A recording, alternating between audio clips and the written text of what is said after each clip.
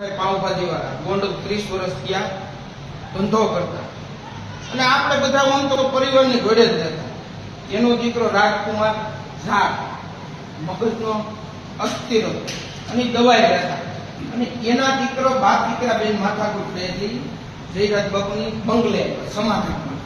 પછી એને જે કઈ વ્યવસ્થિત વાત કરી એ થોડા દાદુ કઈ એને સમજાવટ કરી મોકલી એને ઘરે એના સીસીટીવી ફૂટેજ બધા આપણે બધા જોઈએ આખા ગામમાં. એવી રીતે આપણે કુવાડવાથી આગળ બ્રિજ નીચે એનું એક્સિડન્ટ રાજકુમાર ઝાનું. તો એ વાતનું આપણને બધાને દુઃખ છે. ભગવાન એના આત્માને શાંતિ આપે.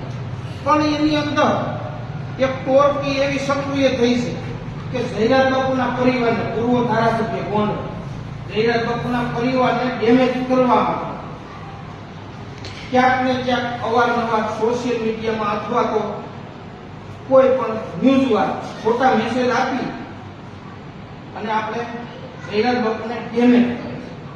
તો આપણે બધાએ જયરાજ બાપુ ભેગા અને આપણે જ્યારે જરૂર પડે ત્યારે એ પરિવારે રાઈટથી જોયો નથી. આપણામાં ગમે ત્યારે જાઓ અડધી રાઈતે જાઓ તો રોકાણો કહે છે. આપણા ગામના ગમે જાઓ બધાના કામ થયા છે.